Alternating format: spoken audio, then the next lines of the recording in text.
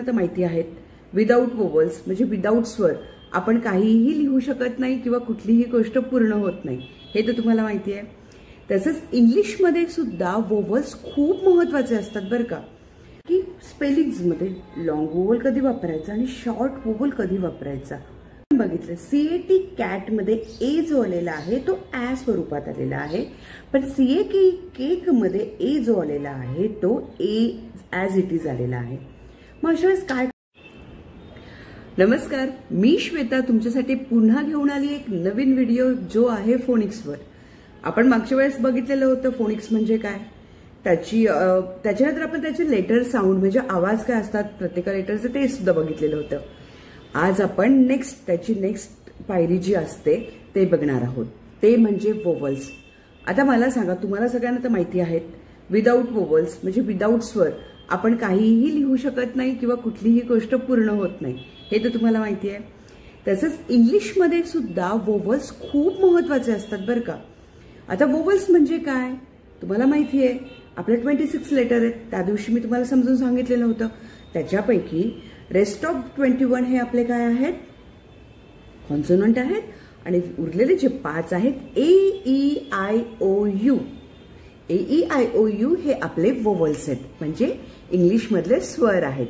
आता तुम्हाला हे तर माहिती आहे की एक पण मी तुम्हाला सांगितलेलं होतं की एक हा हाफ वोवलचं काम करतो, तो आहे वाय. बरोबर.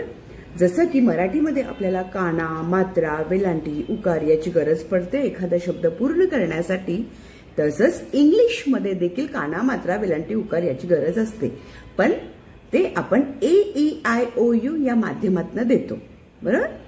चला तर मग बघूया काय आहे तो व्हिडिओ आणि हे वोवल्स कधी वापरतात, कुठे वापरतात, याचे भरमसाठ नियम आहेत.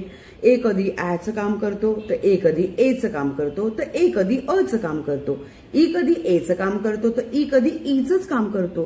किती ते कन्फ्युजन, आपल्याला कन्फ्युज होतो ना आपण. तर ह्या का सगळ्या कन्फ्युजनचं मी सोल्युशन घेऊन आली आहे. चला तर बघूया काय आहे ते. तर आपण या व्हिडिओमध्ये बघणार आहोत वोवल्स म्हणजे काय, त्याची मी तुम्हाला मागे सांगितलं. वोवल्स म्हणजे स्वर.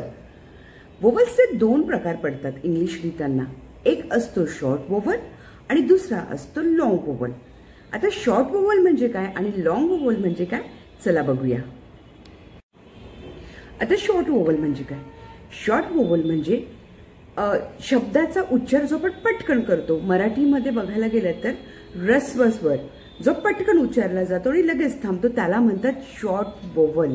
मी त्याची डेफिनेशन पण इथे दिलेली आहे, आपण तिथनं ती रीड करूयात. शॉर्ट वोवल म्हणजे लघुस्वर. A short vowel is a vowel sound that is pronounced quickly and does not take much time. म्हणजेच लघुस्वर म्हणजे असा स्वर जो अल्पकाळ उच्चारला जातो, म्हणजेच पटकन बोलला जातो. आपल्या मराठीमध्ये त्याला ऱ्स्व असं आपण शिकलेलो आहोत लहानपणी. एक्झाम्पल बघा. A in a cat, E in a pen, I in a sit, O in a top, U in a. आता लॉंग वोवल. लॉंग वोवल म्हणजे काय. लॉंग वोवल म्हणजे जो दीर्घ असतो, मराठीमधला दीर्घ जो उच्चार, ज्या शब्दाचा किंवा ज्या अक्षराचा उच्चार दीर्घ होतो इंग्लिशमध्ये देखील, त्याला म्हणतात लॉंग वोवल. त्याची डेफिनेशन मी इथे दिलेली आहे. चला बघूया काय आहे ती. लॉंग वोवल म्हणजे दीर्घ स्वर. A long vowel is a vowel sound that is pronounced for a longer time and usually sound like the name of the vowel itself. दीर्घ स्वर म्हणजे असा स्वर जो जास्त वेळ उच्चारला जातो आणि अनेकदा तो अक्षराच्या नावासारखाच ऐकू येतो. Example A in a cake. बघा, ए सेम उच्चारण आहे. E in a sea, E, I in a bike, I. मग या दोघांमधला फरक काय, लॉंग वोवल आणि शॉर्ट वोवल, हा तुम्हाला समजलाच असेल. तरी पण आपण एकदा या दोघांमधला डिफरन्सेस काय आहे तो बघूयात. तर मग डिफरन्सेस काय आहेत बघूया. शॉर्ट वोवल बघूया पहिले. पटकन उच्चारला जातो, स्वर लहान ऐकू येतो. Example cat, pen, seat. Long vowel बघूयात. जास्त वेळ उच्चारला जातो, स्वर दीर्घ ऐकू येतो. उदाहरणार्थ केक, सी, बाईक. समजला दोघांमधला फरक.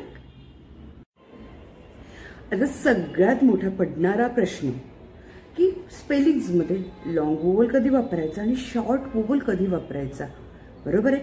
जसं आपण बघितलं CAT कॅट मध्ये ए जो आलेला आहे तो ॲ स्वरूपात आलेला आहे, पण CAK केक मध्ये ए जो आलेला आहे तो ए ॲज इट इज आलेला आहे. मग अशा वेळेस काय करायचं?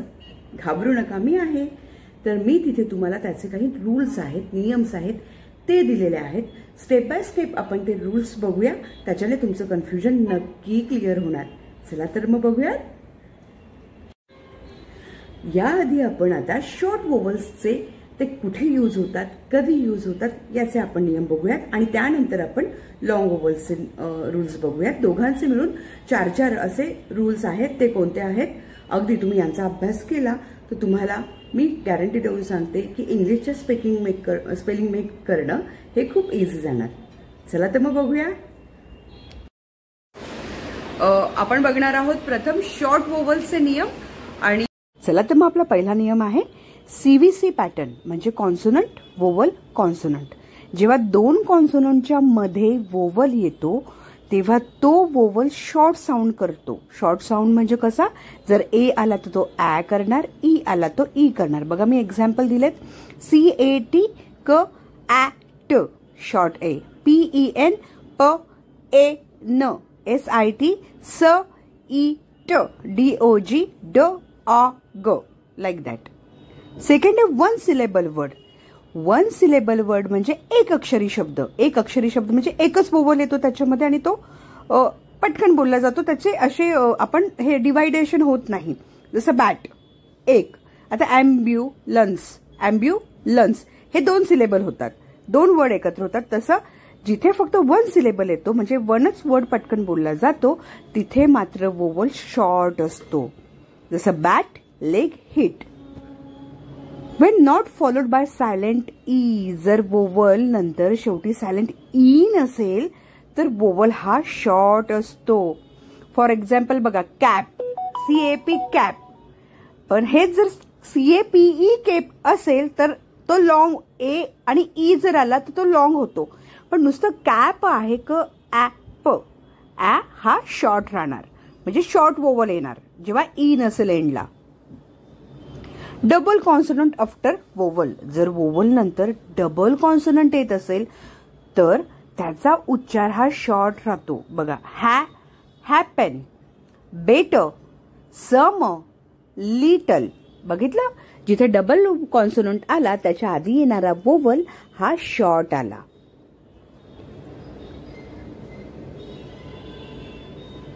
तर अशा प्रकारे आपण 4 प्रकारचे शॉर्ट वोवलचे नियम शिकलो. जसं CVC पॅटर्न मध्ये शॉर्ट वोवल येतो, एक अक्षरी छोट्या सिलेबल मध्ये शॉर्ट वोवल येतो, सायलेंट ई नसेल तर वोवल शॉर्ट होतो आणि डबल कॉन्सोनंटच्या आधी वोवल येत असेल तर तो वोवल शॉर्ट राहतो.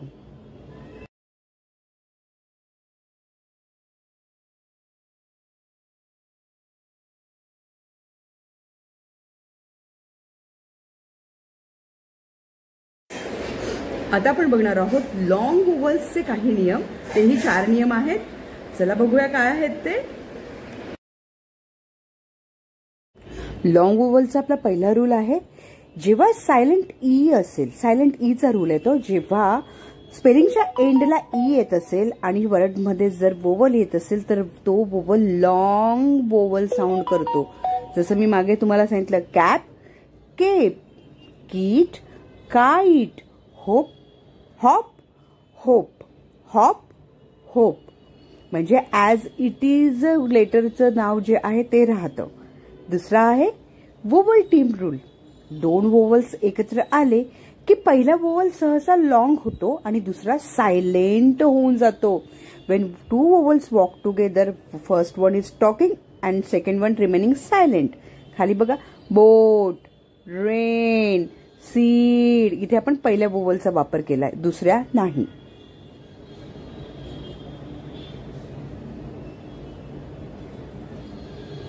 आता तिसरा नियम आहे आपला ओपन सिलेबल रूल. म्हणजे जर कुठल्याही स्पेलिंगचा किंवा शब्दाचा एंड हा वोवलने होत असेल तेव्हा तो वोवल लॉंग असतो. जर वोवल सिलेबल संपत नसेल म्हणजे वोवल नंतर कॉन्सोनंट नसेल तर वोवलचा उच्चार हा लॉंग केला जातो.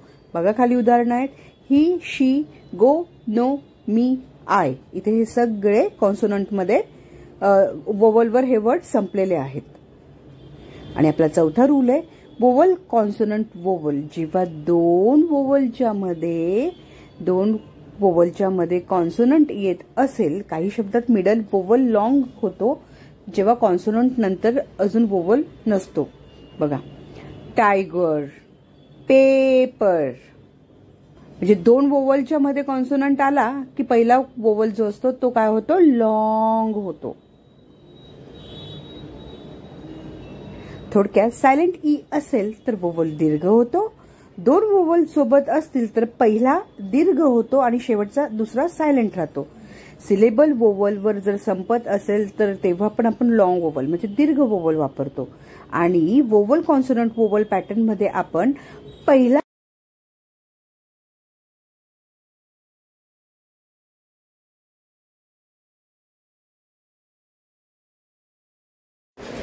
आय होप तुम्हाला हा आपला वोवलचा व्हिडिओ नक्की आवडला असेल. काही कन्फ्युजन असेल तर व्हिडिओ नक्की बघा आणि प्लीज आपल्या चॅनलला लाईक करा, आपला व्हिडिओ शेअर करा आणि चॅनलला सबस्क्राईब करा. Thank you so much.